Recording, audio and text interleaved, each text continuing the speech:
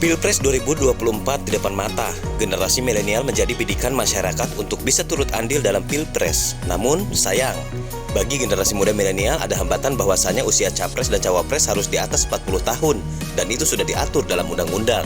Diketahui tahapan pemilu 2024 sudah mulai berjalan.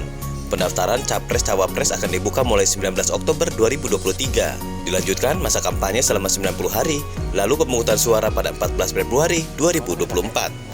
Atau bawa pakai? Hah? Gantian. Guys, inilah seorang Jack Tumewan, Ketua Umum Bejo atau Benteng Jokowi, Presiden UMKM, IKM, dan UKM Indonesia. Beliau juga pendiri Koperasi Digital Indonesia, dan beliau adalah Presiden BKUPIT, Badan Kerjasama Usaha Pengusaha Indonesia Tiongkok, warisannya Kiai Haji Abdul Rahman Wahid atau Gus Dur ya waktu itu. Nah, ada sedikit pembicaraan ketika beliau memberikan, nih pakai kacamata saya, ini kacamata luar biasa Pak Jack. Ini kacamata, saya coba. Pandangan saya lain Pak Jack. Dunia lebih indah. Lebih transparan. Pak Jack, banyak pertanyaan nih ke depan untuk 2024 katanya. Siapa sebetulnya milenial yang bisa jadi presiden? Iya, yakin. Waktu lalu kita kan memberi informasi ke Pak Elhan, ada dua mantan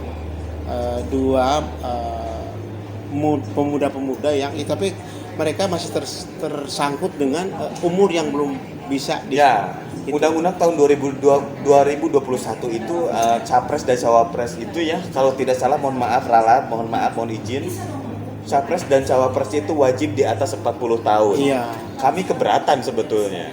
Ya, sebagai orang milenial keberatan ya. Kenapa keberatan? Karena satu, kita banyak potensi.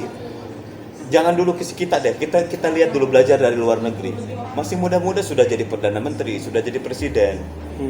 Dan ini lebih kekinian gitu. Iya, karena kalau buat saya pemuda itu kalau sesuai dengan aturan main daripada Kementerian Pemuda dan Olahraga itu 30 tahun Pak maksimal. Masa sudah 3? Karena waktu kita bergaul di KNP dulu ya, berjumpa dengan teman-teman dari Cina, mereka lihat kok orang pemuda Indonesia tua-tua banget.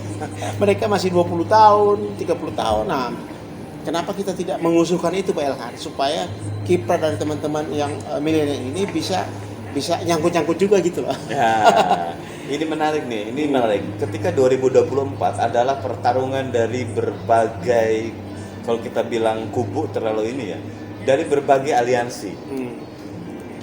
Ya, itu kejadian sekarang. Justru itu kan ada yang sudah mulai dari 2 tahun lalu sudah berkampanye kan. Walaupun itu cuma sembunyi-sembunyi gitu kan. Sampai muncul dia punya nama paling atas sekarang kan gitu. Kedua, ada juga dari partai karena sudah hampir setiap hari bisa berubah dia punya konstelasi Pak.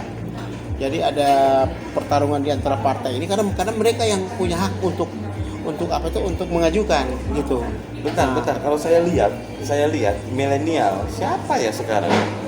Gibran masih wali kota ya. Iya, kalau Gibran kan masih katanya belum 30 tahun lagi dia. 30 tahun masih jauh ya. Tapi kalau melihat potensi dia urus Solo, mengapa tidak di itu? Kedua, ada dengar-dengar di pengajuan dari teman-teman dari pemuda untuk mengajukan si Dharma gitu, cucunya Pak Harto. Oh, Itu mau disandingkan sama Gibran katanya. Oh, cuma karena terhalang dengan ada undang-undang itu. Iya.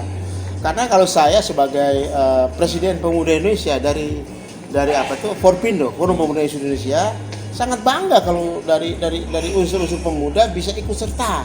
Entah mau kalah atau menang itu belakangan, tapi sudah punya keberanian untuk bisa maju, untuk bisa memimpin Indonesia ke depan gitu, Pak. Dharma pengusaha.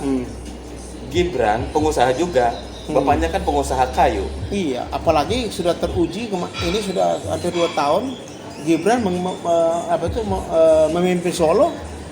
Di mana-mana orang bilang mantap gitu. Itu milenial banget. Iya kan, milenial banget. Jadi kalau kita bisa sandingkan seperti si cucunya Pak Soeharto, bisa mantap itu. Kita kan iya, mantap aja. Kita kan sebagai rakyat kan boleh dong punya keinginan pemimpinnya kayak gimana, tidak ada. Iya. Saya pikir itu tidak ada larangan untuk menyuarakan apapun di negara demokratis ini selama tidak yang memberikan ujaran kebencian. Justru ini sangat membangun. Coba kalau misalkan Dharma, Gibran, presiden Iya. Wah, keren banget tuh. Justru itu banyak sekali sekarang Pak Elhan perlu kita tahu dan kita mendengar aspirasi dari masyarakat juga tentang elektoral itu yang 20% itu. Iya.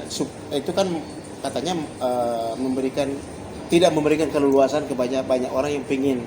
Tapi kan itu kan karena keputusan DPR ya kita harus ikuti. Mungkin ke depan bisa kita anulir lagi gitu Pak. Iya. Iya kan?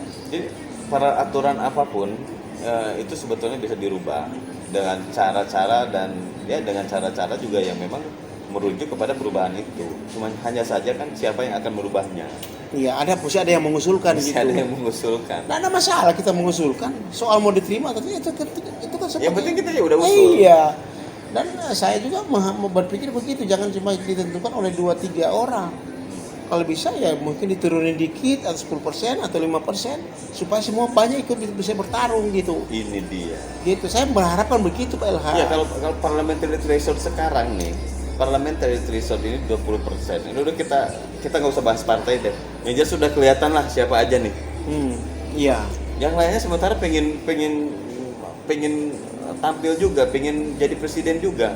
Mungkin itu akan banyak independen nanti nih. Iya, justru itu saya mengusulkan, oke tahun 2024 tidak ikut itu, tapi ke depan mungkin teman-teman masih bisa ikut menyuarakan untuk bisa 5%, 0%, 10%, kita tidak tahu. Ini aspirasi, jangan coba terkungkung dengan 2-3 peserta untuk itu. Kedua, bahwa ke depan ini memang pertarungan memang dari sekarang, dari 2 tahun kemarin sudah terasa gitu. dan sudah kelihatan. Padahal Pak Jokowi itu masih dari 2 tahun lebih. Ngeri Pak. Ngeri ambisi memang, ya. Tapi ambisi harus ada itu. Kenapa? Itu yang ambisi ada itu menjadikan motivasi dan menjadi gerak perjuangan. Iya, karena kalau mau lihat kan ke depan ini kan kalau tidak ada finance susah mau maju Pak. Kan begitu. Jadi mesti ada orang-orang yang ada duit banyak atau apa.